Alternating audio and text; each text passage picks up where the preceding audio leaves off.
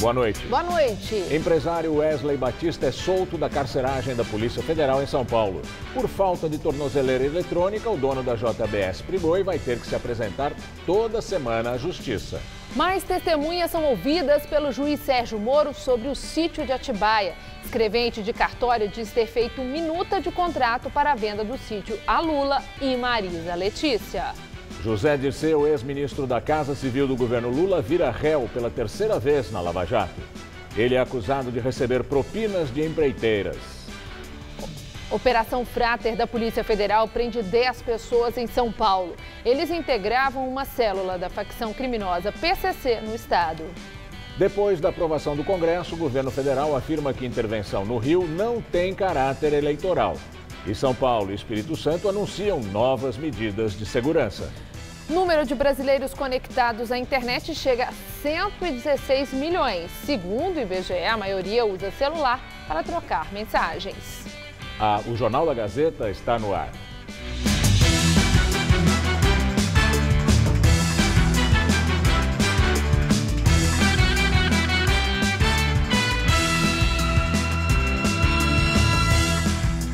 A Polícia Federal deflagrou a Operação Frater para desarticular uma célula da facção criminosa PCC no estado de São Paulo. 2 irmãos que estão entre os 10 presos até agora eram os principais alvos. Em latim, frater quer dizer irmão. Na operação de hoje, a Polícia Federal cumpriu 31 mandados judiciais, aqui em São Paulo e nas cidades de Mogi das Cruzes, Jarinu, Santo André e também Praia Grande. 10 pessoas foram presas e trazidas aqui para a sede da Polícia Federal na capital paulista. Segundo a PF, a quadrilha é ligada à facção criminosa PCC e distribuía drogas em toda a região. Entre os presos estão 2 irmãos que faziam o comércio das drogas, além de comerciantes que serviam de laranja, e até uma igreja era usada para lavar o dinheiro do tráfico. Uma pessoa se auto-intitulava pastor e através de dízimos fazia essa contabilidade e esse dinheiro passar como se fosse ilícito, né? Então, assim, é um espectro bem variado de pessoas desempenhando atividades que aparentemente são comuns, né? São lícitas. A investigação que levou a Polícia Federal a fazer as prisões de hoje começou em 2016, quando 2 homens foram presos em flagrante, em uma Kombi carregada de tabletes de drogas que estavam num fundo falso. Na época, os policiais apreenderam 882 quilos de cocaína e 11 fuzis, além de pistolas e munição. Os investigados serão indiciados pela prática de crimes de tráfico de drogas e associação ao tráfico. Segundo a Polícia Federal, a ação foi um importante golpe na estrutura do PCC, desarticulando uma relevante célula da facção. Ministro do Supremo Tribunal Federal, Marco Aurélio, negou a liberdade a 30 policiais civis de São José dos Campos, no interior de São Paulo. Eles estão presos preventivamente desde novembro, quando foram acusados de facilitar o tráfico de drogas comandado pelo PCC. O Ministério Público diz que os policiais extorquiam dinheiro dos criminosos. Segundo os promotores, o esquema movimentava R$2 milhões por mês. Conhecido pelas importantes obras de arte, muitas feitas com material nobre, o Cemitério da Consolação, na região central, é alvo constante de furtos e de vandalismo. O mais recente aconteceu no fim de semana. O anjo de Vitor Brecheret já não está mais chumbado no túmulo. A estátua, de quase 2 metros de altura, é uma das principais obras de arte do Cemitério da Consolação, na região central de São Paulo. Para quem convive e defende o espaço, esse é um sinal de que o anjo será a próxima vítima dos bandidos. Aquilo ali, a ser vendido para um colecionador, é uma fortuna e que está solto há semanas. A preocupação não é à toa nem nova. No último sábado, o cemitério municipal mais antigo da cidade sofreu um novo arrastão. 9 túmulos foram furtados. Entre os objetos que desapareceram estão uma guirlanda de bronze pesando mais de 200 quilos e outros objetos em bronze também da sepultura do Marquês de Itu. Objetos que teriam mais de 100 anos. Não há sinais no chão de que tenham caído nem de terem sido arrastados. A polícia diz que um suspeito de 27 anos foi preso no domingo e que outros 2 homens conseguiram fugir. Segundo a Secretaria de Segurança Pública do Estado, do ano passado até agora foram ao menos 23 ataques a túmulos só aqui no Cemitério da Consolação. Os líderes comunitários alertam que os prejuízos vão além das obras de arte, placas de bronze, ou seja, da parte histórica e financeira. Os corpos também seriam revirados pelos criminosos em busca de dentes e anéis de ouro. O Cemitério da Consolação é tombado pelo patrimônio histórico e tem cerca de 200 obras de arte catalogadas pela USP. Personalidades das mais diversas áreas estão sepultadas aqui. Entre elas, a Marquesa de Santos, o escritor Monteiro Lobato e o arquiteto Ramos de Azevedo. Nem os túmulos de 3 ex-presidentes do Brasil, Washington Luiz, Arthur Bernardes e Campos Salles, foram preservados. O movimento de defesa do Cemitério da Consolação pede mais segurança e que a Guarda Civil Metropolitana vigie as entradas e iniba que esculturas de mais de 2 metros de altura sumam sem ninguém ter visto nada. É o primeiro museu do mundo onde não tem portaria, onde não tem setor de identificação, câmaras de segurança e GCM nos portões. O Serviço Funerário do município de São Paulo informa que até agora foram investidos quase 14 milhões de reais em melhorias nos 22 cemitérios e no crematório da cidade. E destaca que os serviços, incluindo a segurança, devem apresentar maior eficiência depois de concedidos à iniciativa privada. Já a GCM diz que desde janeiro realiza rondas preventivas nos cemitérios. O Jornal da Gazeta entrou em contato com a família proprietária do túmulo onde está a estátua de Vitor Brecheret e a família alegou que não foi informada sobre a situação da obra. A prefeitura nega que a estátua que nós vimos esteja solta. O Superior Tribunal de Justiça aceitou hoje a denúncia de corrupção passiva contra o ex-ministro das cidades, Mário Negromonte, do Partido Progressista. O ex-ministro do governo Dilma Rousseff é acusado de receber 25 milhões de reais em propina para beneficiar empresas do setor de rastreamento de veículos entre 2010 e 2012, segundo denúncia da Procuradoria-Geral da República. A suspeita contra o ex-ministro foi levantada pelo doleiro Alberto Youssef, em acordo de delação premiada firmado com o Ministério Público Federal em 2015. Youssef afirmou que entregava dinheiro do esquema na casa do então ministro. A decisão de tornar Negromonte réu por corrupção passiva foi unânime entre os ministros da Corte Especial do Superior Tribunal de Justiça. Essa é a primeira vez que o STJ torna alguém réu por denúncias originadas na Operação Lava Jato. Como Mário Negromonte é conselheiro do Tribunal de Contas dos Municípios da Bahia, os ministros também deliberaram que ele deve ser afastado do cargo até o fim do processo. Seguindo indicação de parte da bancada do PTB na Câmara, o presidente Temer decidiu hoje manter o advogado Elton Iomura como ministro do Trabalho até o fim de março. Iomura é filiado ao PTB e já ocupava interinamente o ministério desde dezembro, quando o deputado Ronaldo Nogueira, do mesmo partido, renunciou. A permanência de Iomura foi sugerida pelo presidente do partido, Roberto Jefferson, que ontem desistiu da indicação da filha dele, Cristiane Brasil. Agora o comentário de Josias de Souza, direto de Brasília. Ele fala do impasse no Ministério do Trabalho. Não é preciso muito esforço para notar que a relação incestuosa de Michel Temer com o PTB do ex-presidiário Roberto Jefferson transformou o Ministério do Trabalho numa casa da mãe Joana. No comecinho de janeiro, o PTB indicou para a pasta o deputado maranhense Pedro Fernandes. Vetado por José Sarney, ele virou ex-ministro antes de ser nomeado. Jefferson emplacou, então, a filha, Cristiane Brasil. Nomeada, ela foi ministra por 48 dias sem assumir o cargo. A Justiça não deixou.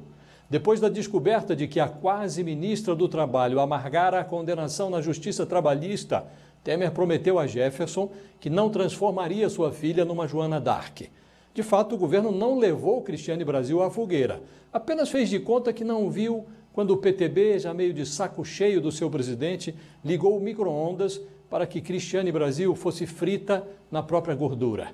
Com a filha já bem passada, Jefferson indicou outro nome, Elton Iomura, que já responde interinamente pelo ministério. Seu partido rebelou-se. Temer conseguiu um milagre. Trocou um ministério pelo apoio do PTB e criou uma guerra em que um pedaço do partido ameaça brigar com seu governo. Armado o escarcéu, o presidente decidiu não decidir.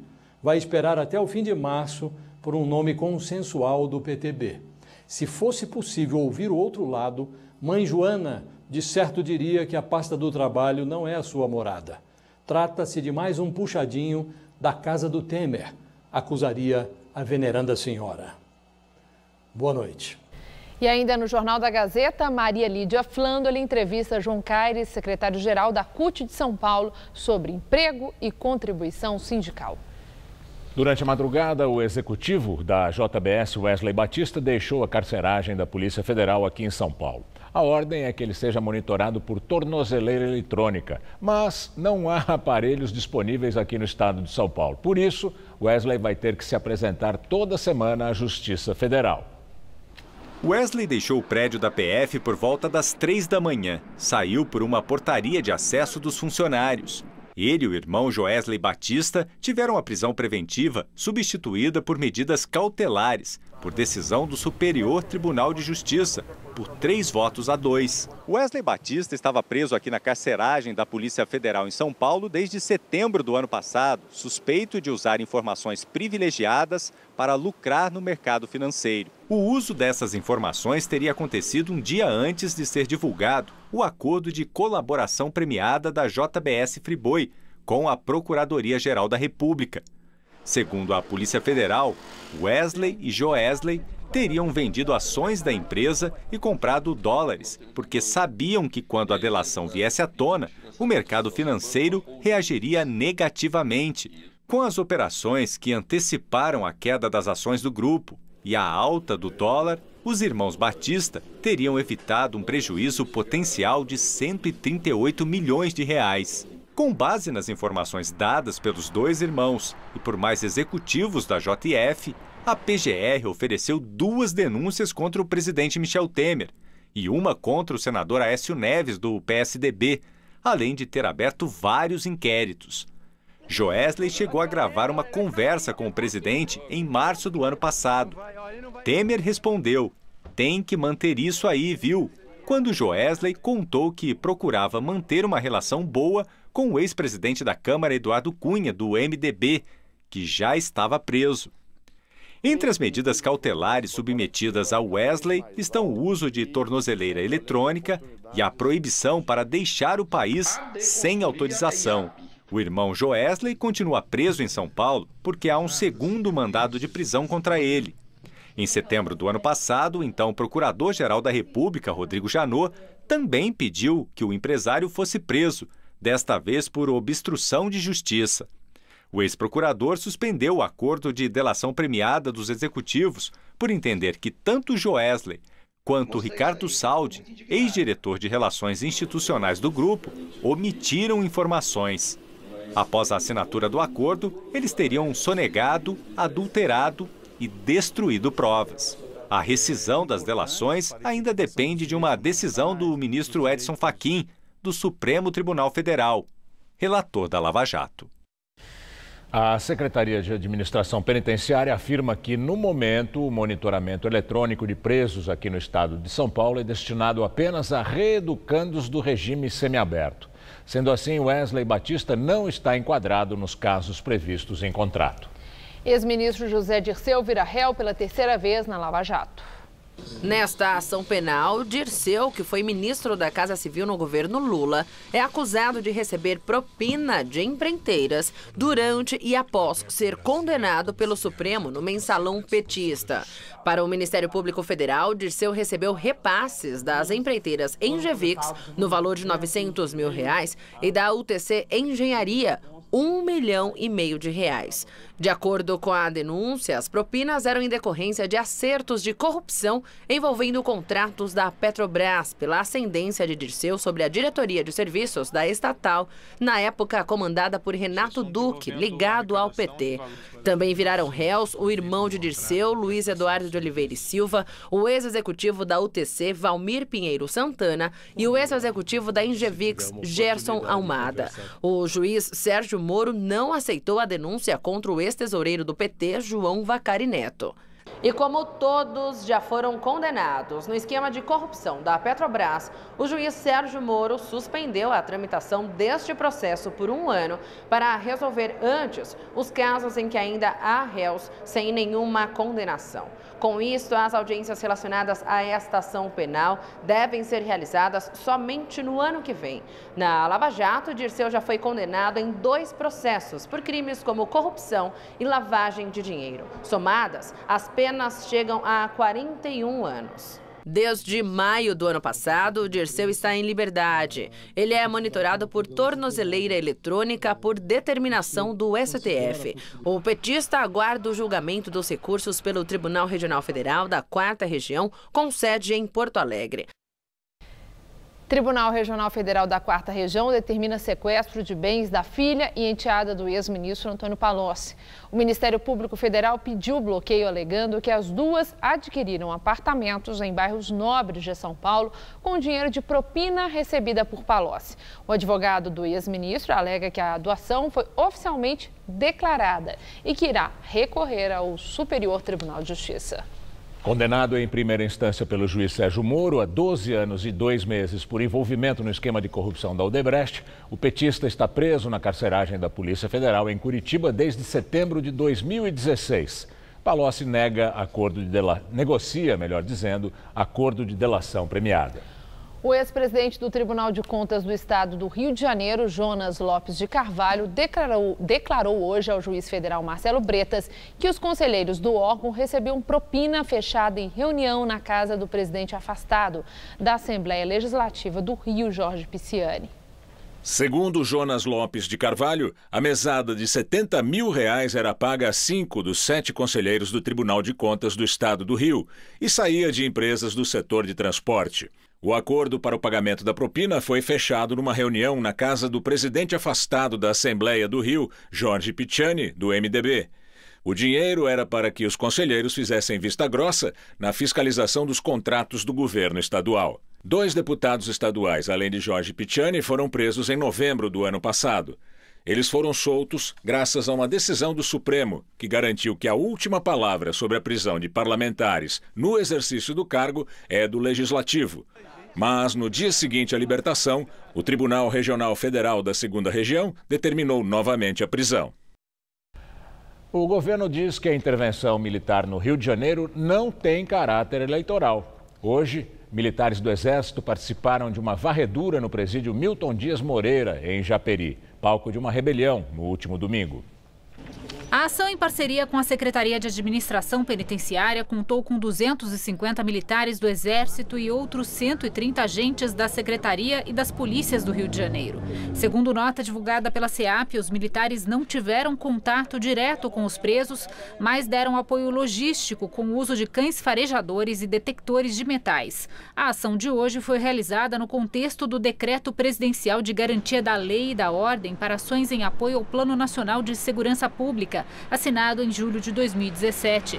No final da noite de ontem, o Senado aprovou o decreto que autoriza a intervenção federal no Rio de Janeiro. O porta-voz do presidente Michel Temer, Alexandre Parola, convocou a imprensa hoje para dizer que a intervenção federal não tem caráter eleitoral e que assessores ou colaboradores do governo não falam em nome do presidente. Parola não citou nomes, mas em entrevista publicada no jornal O Globo desta quarta-feira, o marqueteiro do governo, Elcinho Mouco, teria dito que Temer já é candidato e que o presidente jogou todas as fichas na intervenção. O presidente da República não se influenciou por nenhum outro fator a não ser atender a uma demanda da sociedade. É essa a única lógica que motivou a intervenção federal na área da segurança pública no estado do Rio de Janeiro. Em nota divulgada após a repercussão da entrevista, Mouco afirmou que nunca teve autorização para fazer qualquer movimento de natureza eleitoral. A oposição também acusa o presidente de querer capitalizar votos com o decreto. Enquanto isso, a escalada de violência continua no Rio. Nesta madrugada, mais um policial militar foi assassinado. O subcomandante da UPP da Vila Kennedy, o tenente Guilherme Lopes da Cruz, foi morto ao reagir a um assalto em uma lanchonete na Estrada do Cabinal, na zona oeste do Rio. Segundo a PM, mais cedo, Cruz havia recuperado a arma do sargento do Exército, Bruno Cazuca, morto um dia antes em Campo Grande. Em Duque de Caxias, na Baixada Fluminense, um homem foi morto e 2 crianças foram baleadas após uma troca de tiros entre policiais e traficantes. Em protesto, moradores da região atearam fogo num ônibus. E devido à intervenção no Rio, o Espírito Santo anunciou medidas. A Secretaria de Segurança informou que as polícias vão monitorar 198 quilômetros de fronteiras do estado capixaba com o Rio de Janeiro e Minas Gerais. Já em São Paulo, o secretário de Segurança Pública, Mágino Alves, disse que o plano é intensificar os trabalhos de inteligência na divisa com o Rio e que, por enquanto, não vai aumentar o efetivo. E adiantou que podem ser realizadas operações isoladas. E sobre o uso de mandados coletivos de busca e apreensão nas favelas do Rio, o ministro da Defesa disse que se criou uma falsa polêmica em torno do assunto e que o governo não recuou da medida. Esses mandados foram feitos às dezenas, talvez às centenas, no próprio Rio de Janeiro. Então, ao mesmo tempo, a jurisprudência não está consolidada. Então, tem juiz que dá, tem juiz que não dá. A última palavra é sempre da justiça. Agora, o delegado, seja ele quem for, ele pode usar desse recurso ou outro recurso. E agora vamos ao comentário de política com Bob Fernandes. O general Sérgio Etchegóin chefia o Gabinete de Segurança Institucional da Presidência e o Sistema de Inteligência do Brasil. Etchegóin é arquiteto na intervenção militar no Rio. Em agosto, no Instituto Rio Branco, exibiu para futuros diplomatas o que pensa. Disse que vivemos crise sistêmica. Anunciou o que 7 meses depois é, no Rio, um ensaio geral. Aspas. Estamos vivendo tempos extraordinários. Precisamos de soluções extraordinárias. Nós não vamos tratar com aspirina nem com Tilenol. Vamos tratar com antibióticos com todos os efeitos eleitorais. Como, por exemplo, mandados coletivos, esses que querem agora, com um mandado só vasculharam a comunidade inteira, a sua casa também, não só daquele suspeito distante a 100 casas. Etchegóin atacou o que chama de politicamente correto. Dizendo falar teoricamente, criticou cotas e quilombos, citou o quilombo vizinho à base de Alcântara. Citou o Rio como sociedade que avisa o maconheiro com um apito quando vem a polícia. A inteligência não informa seu general-chefe, 6 estados norte-americanos, outros já a caminho, plantam, vendem, tributam, faturam 7 bilhões de dólares ano com maconha recreativa. Os Estados Unidos estão mudando em casa a política antidrogas que enfiaram mundo afora, que levaram a matanças como no México, na Colômbia até há pouco e no Brasil. Para Etchegóin, qual seria a questão central nisso tudo? Ele diz, é o modelo de sociedade com gente amorfa que não reage e está nos destruindo por dentro. E qual seria a causa? O abandono do projeto nacional. Obra, segundo o general, de aspas, governos populares com vocação mais assistencialista. Claro. Opina Etchegóin, quando não existia o custo de discutir com o IBAMA e com o Ministério Público, se pôde fazer o Cristo Redentor, o Bondinho, a Rio-Niterói e Itaipu. Tomás Chiaverini acessou o áudio dessa palestra e no site da Intercept publicou relato. Iniciado com Etchegóin brincando sobre si mesmo. Disse, sou da arma de cavalaria e tenho um problema. A ausência do meu cavalo reduz minha capacidade intelectual em uns 45, 40%. Temer opera para salvar o pescoço. O general Etchegóin tem fome de poder. Espera-se, ou não, que mantenha o cavalo por perto. Boa noite. Foi condenado hoje a 30 anos de prisão o principal chefe do primeiro comando da capital, Marco Camacho, mais conhecido como Marcola, já cumpre pena em regime fechado. Outros 4 líderes do PCC também foram condenados na mesma sentença por organização criminosa armada e corrupção ativa dentro da Operação Etos. Marcola está preso na penitenciária Maurício Henrique Guimarães Pereira, em Presidente Venceslau, no interior de São Paulo, onde deve esperar recursos do processo. Clebinho, Cego, Neblina e Japonês também foram condenados na Operação Etos, que revelou em 2016 a montagem de um núcleo jurídico em favor da facção criminosa. De acordo com a sentença, a nova condenação se deu pela associação de Luiz Carlos dos Santos, ex-vice-presidente do Conselho Estadual de Defesa dos Direitos da Pessoa Humana, que está preso porque fazia denúncias falsas de violação no sistema penitenciário paulista. Marcola passou o último ano em regime disciplinar diferenciado devido a acusações decorrentes das investigações da Operação Ethos. Mais de 30 advogados já foram presos na mesma operação. O Brasil despencou 17 posições no ranking mundial de percepção da corrupção. A pesquisa é da ONG Transparência Internacional e revela que o país atingiu a pior colocação dos últimos 5 anos. O levantamento é baseado na opinião de empresários, acadêmicos e entidades do terceiro setor e avalia 180 países. Ela está lá todo dia no noticiário, um dos temas mais comentados dos últimos tempos: corrupção. Pega um político com 50 milhões dentro de um apartamento, enquanto o restante da população está sem emprego. Você imaginar quantos empregos 50 milhões consegue gerar, aí você fica até triste. A gente já sempre soube da corrupção em si, mas nunca veio à tona tão em voga como está hoje. É revoltante. Para muitas pessoas, tem sido difícil não se sentir impotente diante da enxurrada de dinheiro desviado, contratos fraudulentos e conchavos entre políticos e empresas. É cansativo, bem cansativo.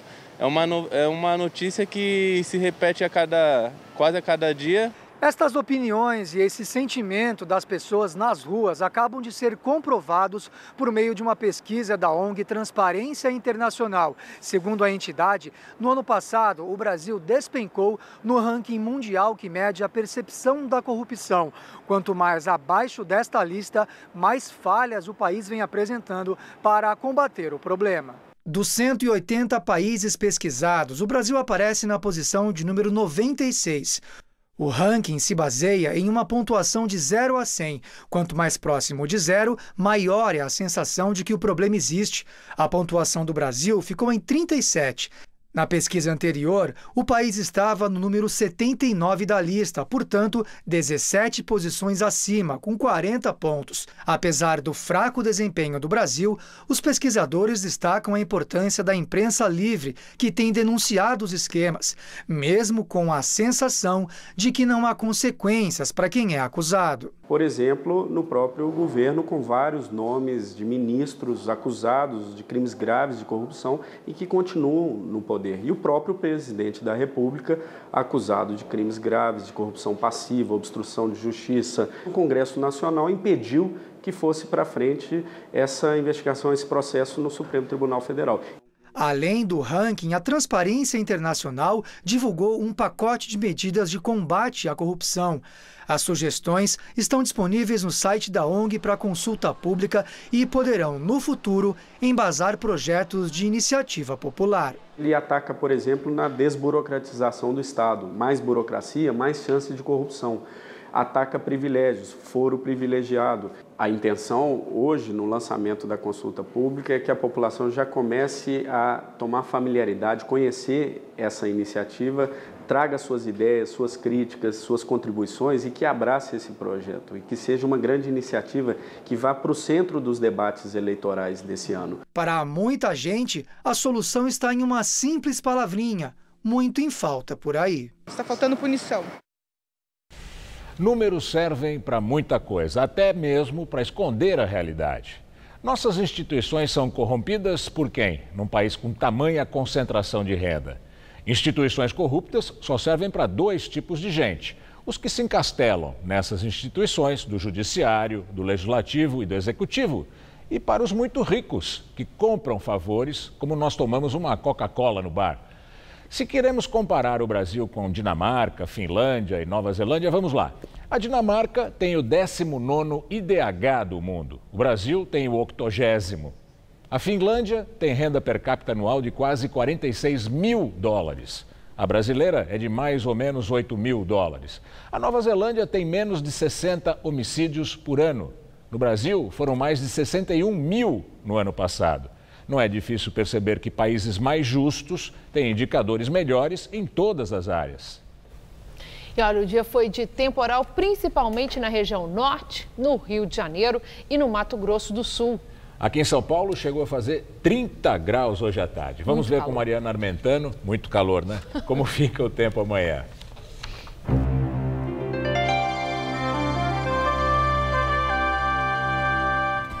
Um Um sistema de baixa pressão, uma frente fria e o ar carregado de umidade que vem lá do norte do Brasil espalham nuvens pelo país bastante carregadas e com o calor tem temporal. Como a gente vê no mapa, em toda essa área em azul mais escura, a chuva deve ser volumosa, com destaque ainda ali entre o Pará e o Amapá, onde já choveu bastante hoje, e os estados de Minas, Rio de Janeiro e Espírito Santo. Na nossa tabela de temperaturas, a gente vê melhor como fica o dia em algumas capitais amanhã. Olha só, céu carregado em Macapá com temporais e máxima na casa dos 27 graus. Em Belém, dia também chuvoso, com temperaturas entre 23 e 28 graus. Em BH, a máxima vai aos 27, com chuvas a qualquer hora, até com forte intensidade, assim como na capital fluminense, onde os termômetros chegam aos 31 graus. Aqui em São Paulo, o ar mais seco afasta chuvas no centro-oeste e no sul do estado. Nas outras áreas, o sol predomina e chove só a partir da tarde. E olha, no litoral norte paulista, a meteorologia ainda prevê chuvas fortes amanhã. A máxima vai aos 32 graus em Presidente Bernardes e em Araçatuba e aos 31 nas cidades de Ribeirão Preto, Araraquara e Bauru. Na faixa leste, faz até 29 graus nas regiões de Campinas e Sorocaba. Para a capital, a chuva dá uma trégua nesses próximos dias, mas a temperatura cai, viu? Nessa quinta-feira, teremos mínima de 19 e máxima de 28 graus à tarde, com uma chuvinha bem pontual à noite. Aí na sexta-feira não faz mais que 25 graus por aqui, com sol entre muitas nuvens. E no sábado quase nada muda. 25 graus, muita nebulosidade, mas sem chuvas. Uma pesquisa encomendada pela rede Nossa São Paulo confirma o que o paulistano já sente no bolso há muito tempo. Comer fora de casa pesa e muito no orçamento. O José trabalha na rua visitando clientes. Se diz obrigado a comer fora de casa, um gasto que pesa no orçamento dele. Além do que eu recebo da empresa, a refeição, né? Adicional, acho mais ou menos uns 300, 400 reais a mais. Para driblar esse custo, a Verônica leva o almoço de casa. Por dia eu gastaria no mínimo 15, 20 reais se eu não trouxesse a comida de casa. É uma grande economia. A alimentação é apontada como a principal despesa do paulistano no dia a dia, seguida pelos gastos com moradia e depois com plano de saúde. É o que mostra uma pesquisa encomendada pela rede Nossa São Paulo, que ouviu 800 pessoas no fim do ano passado sobre a relação entre trabalho e renda na capital paulista. O que chamou a atenção dos pesquisadores foi a quantidade de pessoas que disseram que a renda delas diminuiu no último ano. 37% dos entrevistados. Desses, metade tem entre 35 e 44 anos e possui o ensino fundamental. A região da cidade que mais sentiu a queda nos ganhos foi a Zona Leste. Devido às coisas que estão muito caras, né? Sempre está aumentando, tudo mais.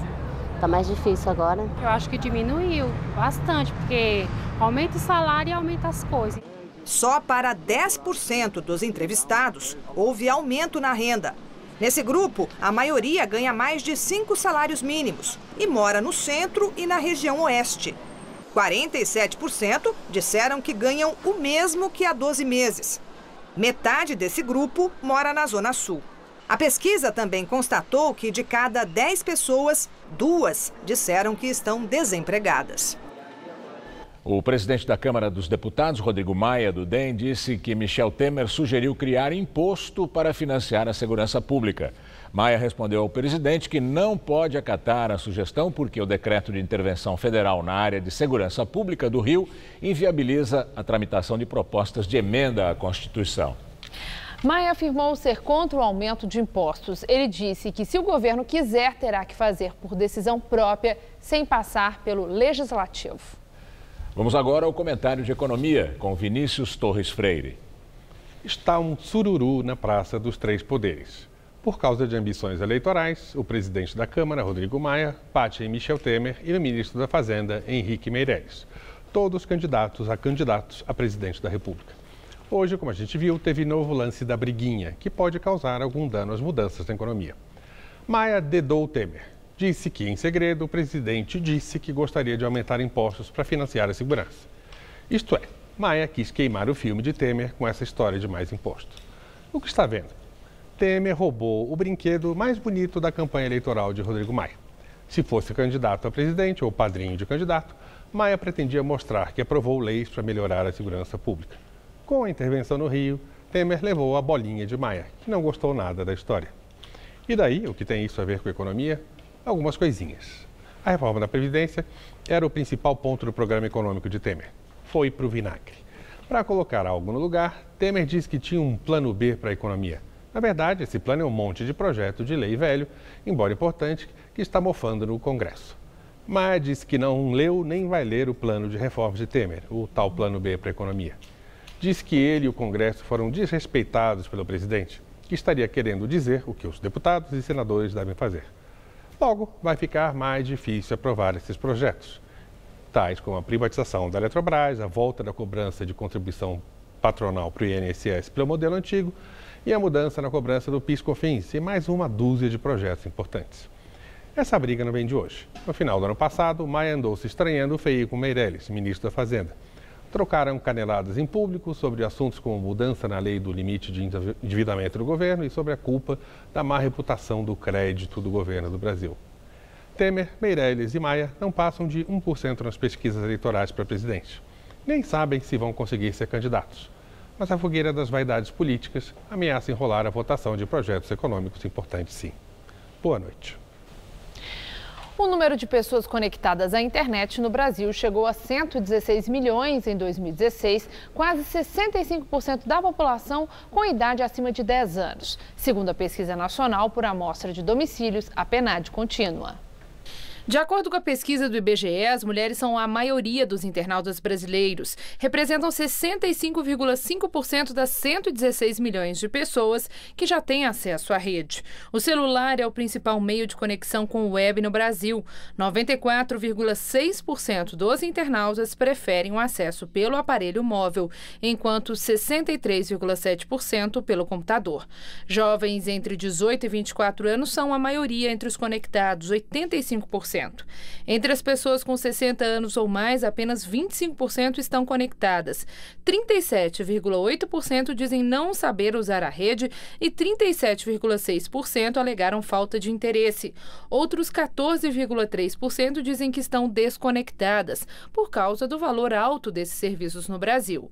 Entre os brasileiros com acesso à rede, 94,2% usam para trocar mensagens de texto, voz ou imagens por meio de aplicativos. 76,4% desse contingente também assiste vídeos, programas de TV, séries e filmes por meio da web. Mais testemunhas foram ouvidas no caso do sítio de Atibaia. O escrevente de cartório João Nicola Rizzi afirmou ao juiz Sérgio Moro que foi responsável por uma minuta de venda da propriedade para o ex-presidente Lula e a mulher dele, Marisa Letícia. O papel, que não estava assinado, tinha o valor de R$800 mil e foi apreendido em março do ano passado na Operação Aleteia, desdobramento da Lava Jato, em que o petista foi alvo de buscas e condução coercitiva. João Nicola Rizzi confirmou que o documento encontrado no apartamento em que Lula vive, em São Bernardo do Campo, foi elaborado a pedido do advogado Roberto Teixeira, compadre do ex-presidente. Mas, segundo Rizzi, o negócio não foi concluído. Eu fui chamado pelo Dr. Roberto Teixeira para fazer as escrituras. E o que foram feitos? Ok.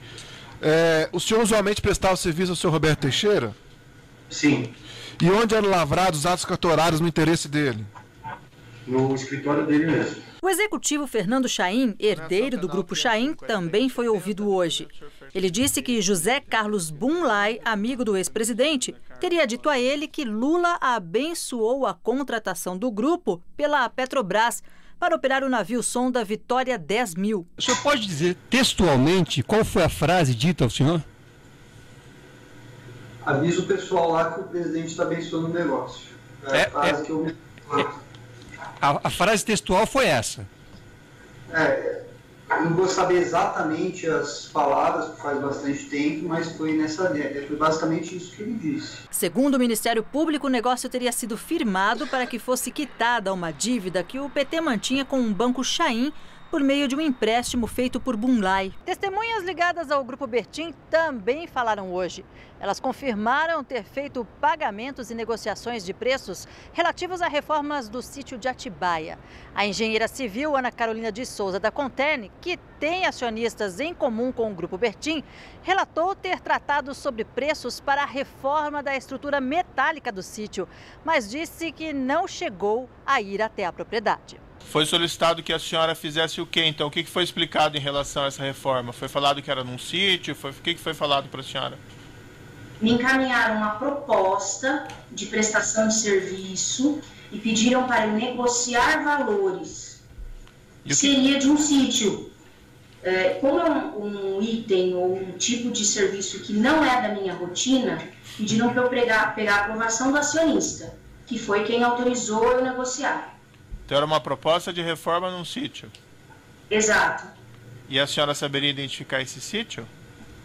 Não. Reinaldo Bertin, acionista do Grupo Bertin e também sócio de Bunlai na usina de álcool São Fernando, confirmou que o amigo de Lula pediu para que ele pagasse por uma obra no sítio. O Zé Carlos Bunlai pediu que ele ia usar o engenheiro da São Fernando lá para pedir para ele contratar essa obra. O Bunlai pediu que acertasse o consultor lá, que ele ia acreditar para nós na conta que nós tínhamos na usina.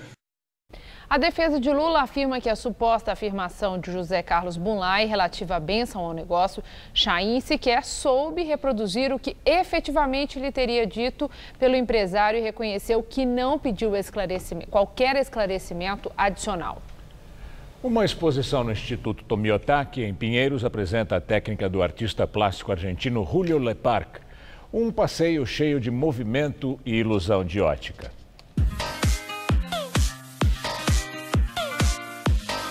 Na tela, círculos sobrepostos para iludir, ondas vibrantes e figuras geométricas que tentam enganar os olhos. Obras da primeira fase da carreira de quase 60 anos do artista. Julio Leparc, argentino, radicado na França, é considerado um dos precursores da arte cinética, a corrente que explora o movimento. Da pintura estática ao objeto que se move na tela. O efeito que desorienta a compreensão. Engrenagens misturam os feixes de luz. O clarão pulsante sobre as fitas cria uma espécie de tempestade de raios. O Mauro percebeu diferente. Parece uma cachoeira, uma água caindo, muito legal, muito gostoso. E o artista pede que o espectador experimente. São meio soltas, ó. Aí é meio difícil de não cair, ó. Ó, tá vendo? Elas caem. E o desafio é você olhando pra lá, pegar a bola e dar e não cair no chão. Aqui o público é convidado para um labirinto de espelhos. Mas não é um labirinto simples, não. Porque as placas, elas estão penduradas. Então, além dos múltiplos reflexos, são reflexos múltiplos que se movem. E quando a gente acha que encontrou o caminho da saída, percebe que ainda não terminou. Ainda falta percorrer esse corredor sinuoso aqui, de espelhos, até chegar nessa outra sala que não tem reflexo, mas que tem essa luz aqui projetada e que, apesar da gente saber que está em terra firme, a sensação aqui é de estar sobre uma plataforma que trepida o tempo inteiro. Foi muito legal, tipo, parecia que era um monte de coisa, assim, que assim, você tava num lugar e você podia ir pra onde você quiser, só que você ficava meio perdido lá dentro. O espelho, ele mostra você, tipo, dois vocês, aí você fica mais perdido ainda. O banco de mola teima em sabotar o equilíbrio. A Cláudia parece que adorou. É muito gostosa interagir com a obra, assim. Parece que você está vivendo o mundo dele ali quando ele criou a obra, né? Então, eu estou adorando. Já a cortina de filetes desafia a percepção. Parece que entram duas pessoas, é uma só, e quando você acha que vão sair duas, sai uma de novo. É bem interessante. A Ana, que é bailarina, não se conteve. trabalho muito com essa relação de corpo e espaço. Então, para mim, tem essa possibilidade de fragmentar o corpo, desdobrar o corpo em outro. É muito divertido, na verdade.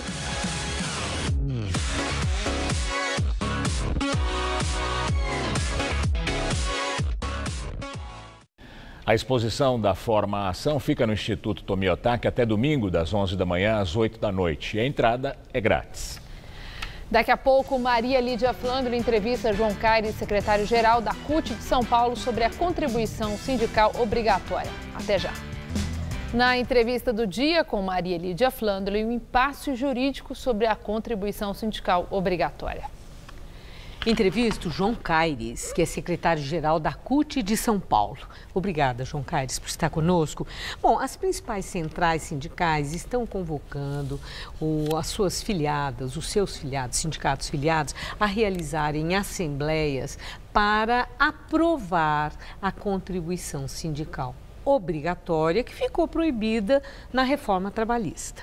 Bom, eu quero saber se essa estratégia é um drible na nova lei do trabalho. Bem, eu não sei se essa estratégia vai dar certo. Você sabe, né, que a CUT, desde a sua origem, ela é contra o imposto sindical, ela sempre defendeu uma contribuição democrática que fosse aprovada em assembleia pelos trabalhadores. Essa história de tentar driblar é um tanto quanto complicado. O que nós temos nos preocupado agora é o seguinte: tudo bem, fez essa reforma, que para nós não é uma reforma, é uma retirada de direito dos trabalhadores, das trabalhadoras. Só que eles pensaram o seguinte: tudo bem, como é que os sindicatos representavam antes? Eles representavam todos os trabalhadores e trabalhadoras porque todos pagavam o imposto sindical.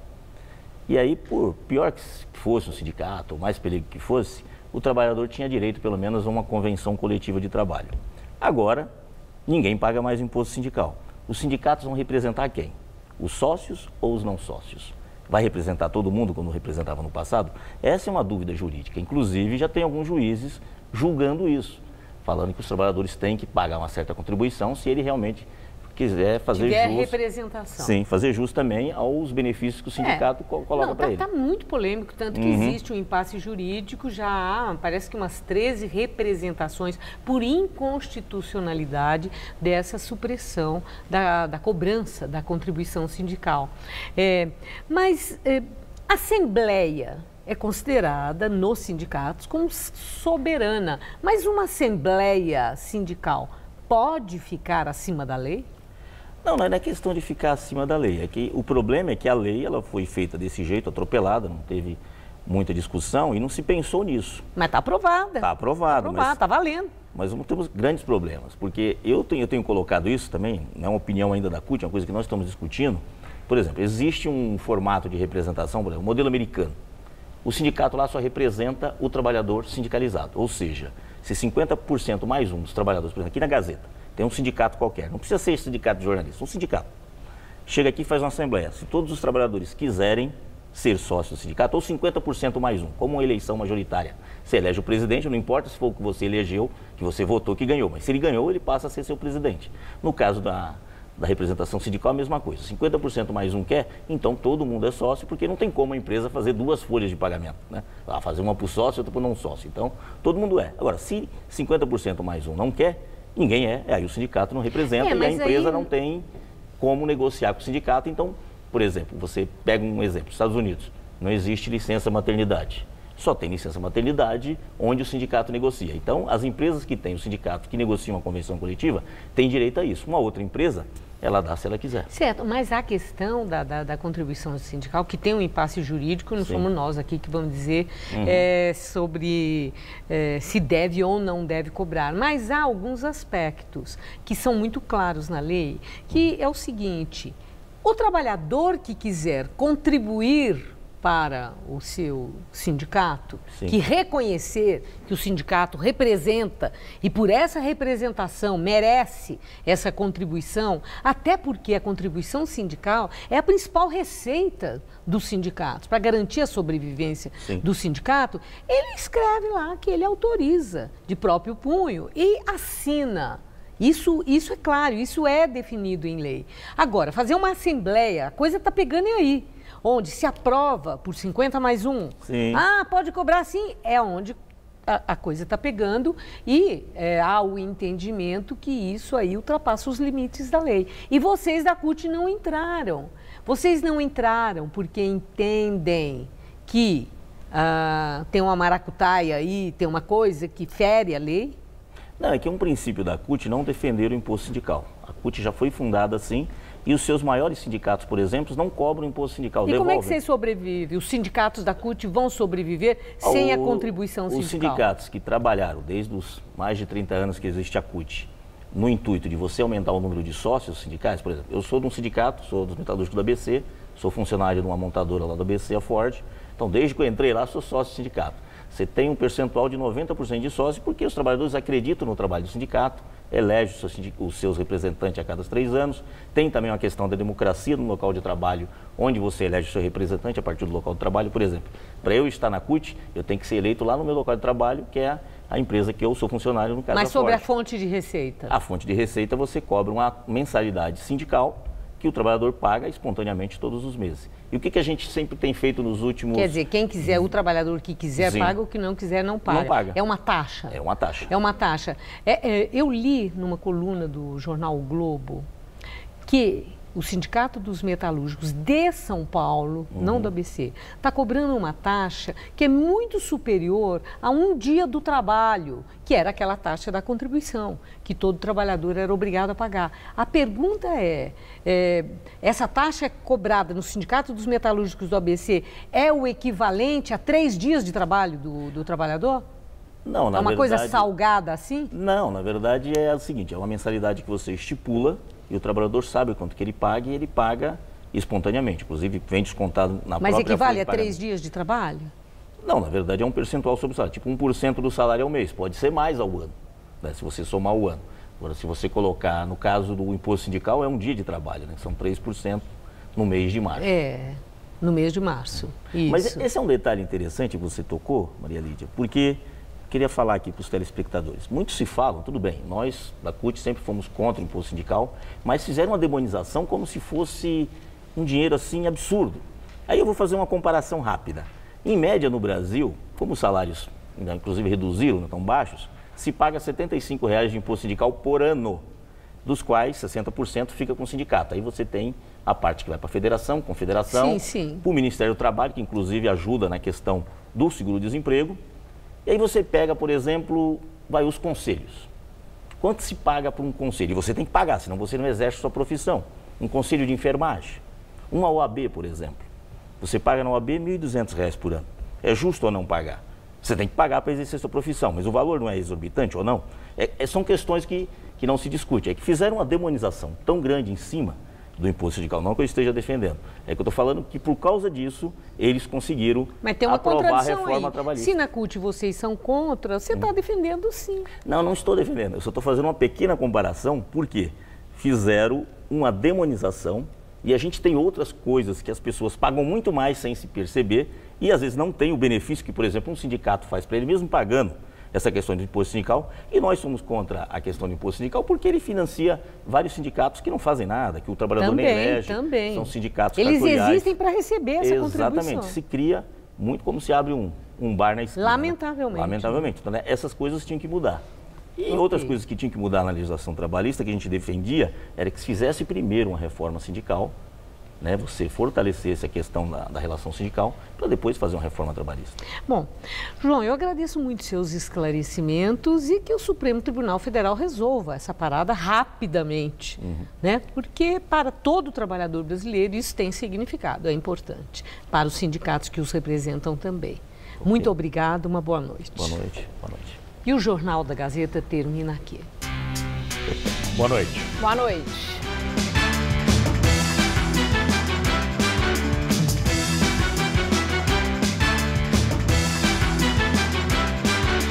Próxima segunda, 14h, o Mulheres chega cheio de novidades para você e sua família.